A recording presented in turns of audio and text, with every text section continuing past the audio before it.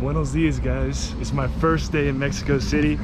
I flew in around 11 o'clock a.m. Right now it's 3 o'clock. I took a red-eye flight from LA to Atlanta and then had a 3-hour layover in Atlanta and then had a flight here. Didn't sleep a wink on the flight, so I'm super tired. Just took a 30-minute nap at my hotel. But the hotel I got is in a really nice neighborhood. It's Palenque, which is like a really high-class neighborhood, I guess. And I don't really like it. That's not the reason I came to Mexico City. So right now I'm walking 2 hours to a neighborhood that's more local, more authentic, I guess, more cultural. Apparently it has a bunch of taco stands there. I haven't eaten yet. I haven't eaten since 6 a.m. so I'm starving. There's a auto body shop. You know, they work on cars during the day that converts into a taqueria at night. Decided to walk instead of take a cab because I just want to see the sights. You know, this is Palenque. It's like super nice. It reminds me a lot of like the nice parts of LA, like Beverly Hills or something. I didn't mention this, but this is the first time I'm traveling solo. It's the first time I'm traveling solo in a country that doesn't speak English primarily. It's the first time I'm speaking Spanish to a Spanish-speaking person, and I only really studied Spanish intensely for probably 2 weeks or so. Granted, I did study it for a year in high school, but I'm 28 now, so it's kind of been a long time since I studied Spanish. But I think I know enough. You know, I didn't have too much trouble understanding what people were saying and asking questions. Like I was able to tell the taxi driver I wanted to go into the Centro del Ciudad de Mexico or Mexico. And I've been able to ask people like where things are and stuff, but comprehension is tough, man, because they speak really quick here. Thankfully, when I go to Peru, they speak a lot slower there, so I'm gonna have an easier time. Plus, I'll have this training of 12 days in Mexico City, listening to people rápido. They're planting a bunch of orange flowers here. Hola. Is esto es por Día de los Muertos? Okay. Gracias. Yeah, so they're planting those flowers because of the Dia de los Muertos, which is coming up soon. It's October 18th right now, and I think they celebrate it from October 31st to November 2nd. The souls and the spirits of the dead come out on that day, so they go to the grave sites and give them offerings, you know, food and other stuff for sustenance. So, and they just have big festivals and like really enjoy it.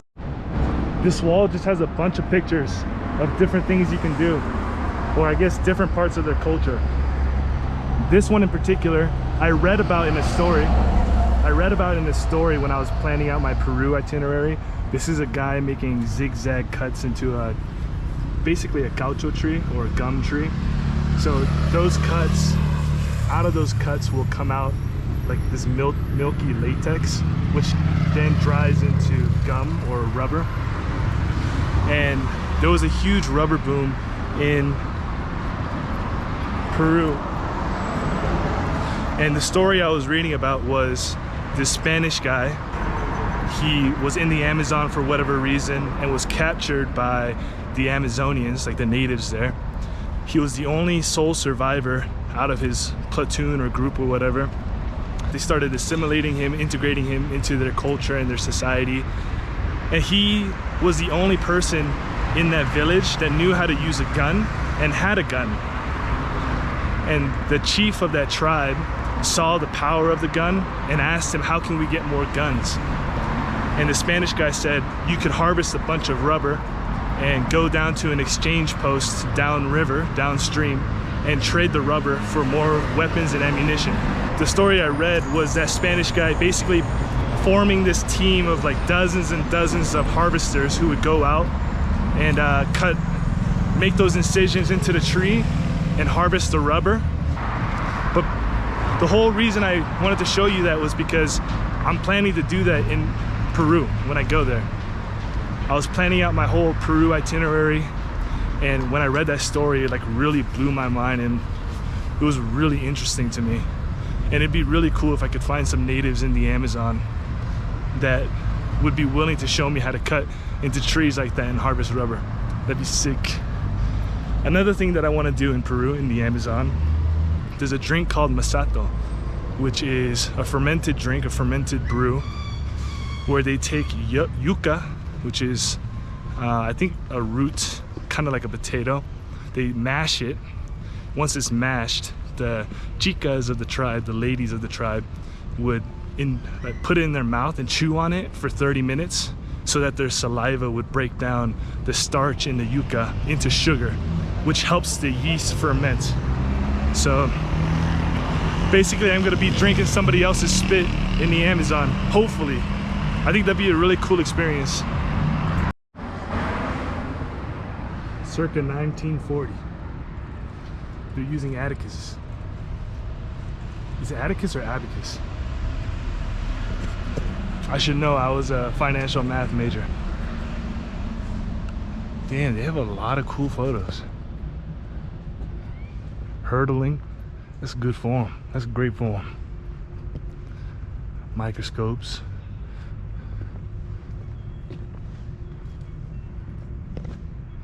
What is this? They're like basket weaving? Taller de Artes Manuales en la Escuela Industrial. So it's a taller is a warehouse, I think. No, that's a bodega. Taller is, I don't know what it is, but he's weaving. He's weaving. He's weaving too. They're all weaving. He's playing Jenga.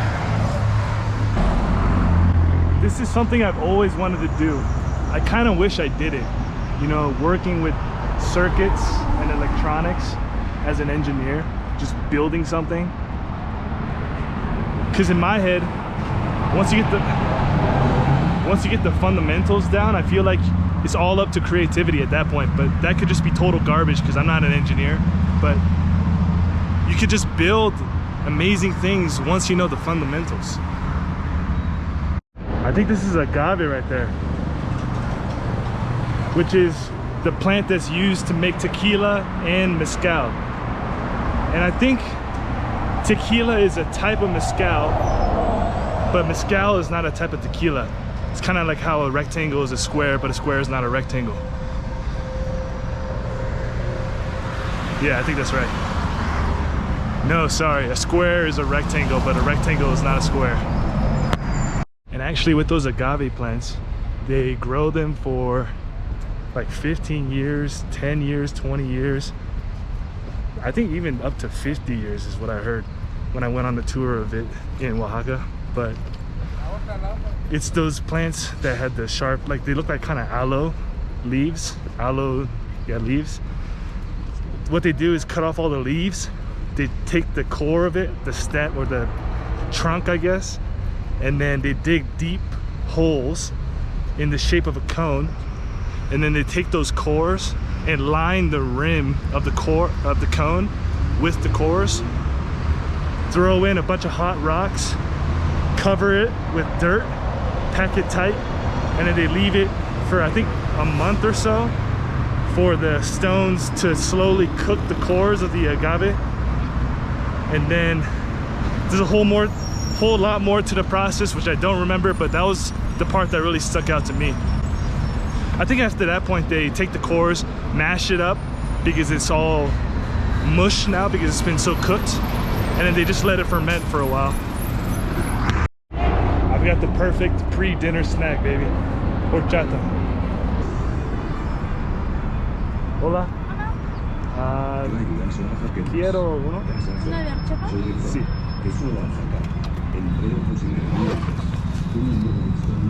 ¿Cuánto cuesta? 25.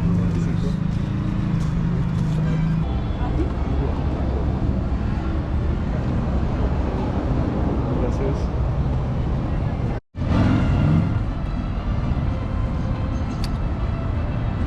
Oh my god, that's so sweet. Oh my god, that's way too sweet. It tastes like straight up sugar.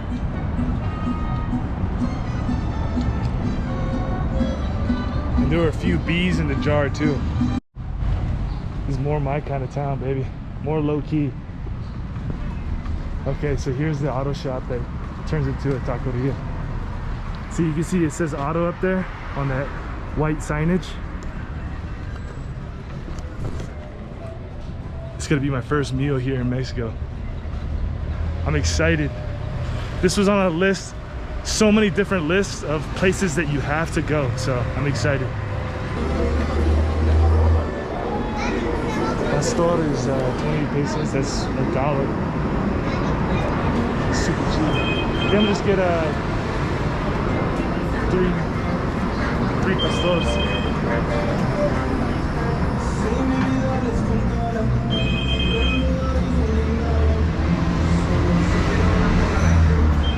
Hola.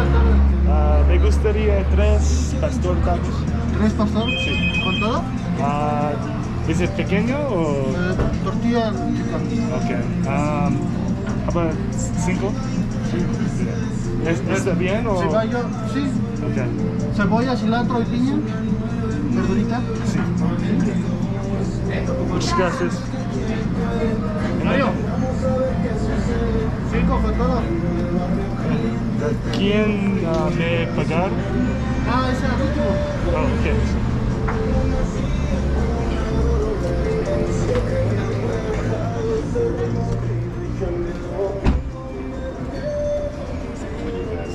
I guess you just pay at the end. Alright, bro, this is my first meal. And it looks really good.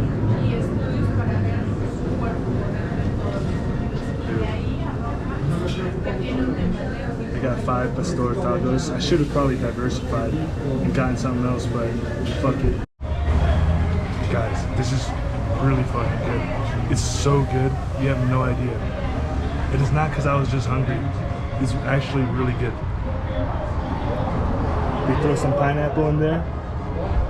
I got pastor tacos, onions, cilantro. Dude, these hands down beat any taco I've had. Maybe not any taco, but most tacos I've had in California. And I lived in Southern California, which has notoriously good Mexican food. But this is really good. I got 5 tacos. I might get like 4 more. At dinner, 2 different groups of people sat next to me, like on this bar. So we were like sitting right next to each other, and both groups said buenas tardes, provecho to me. And because my Spanish is so bad, I just didn't even know how to respond. I did respond to the second one. I told her it was my first dinner in Mexico, and she's like, oh, how is it? And I said, it's really good. And I said I got like 5 pastor tacos and 3 of whatever else, I forget the name of it. But it's really cool that they said buenas tardes to you. They're like trying to open that conversation, or at least acknowledge that you're there. Because I'm so used to in America, especially in major cities, which Mexico City is a major city. In major cities, people just kind of ignore you. And it's kind of the norm, right? Like if someone talks to you, you're like, what the fuck is this guy doing? And so as my Spanish gets better and as I get more used to the culture, I'm going to reply better. I've got to draft up some responses tonight, have them in my pocket, my bolsillo, so I can, you know, just shoot it out when the next time that happens to me.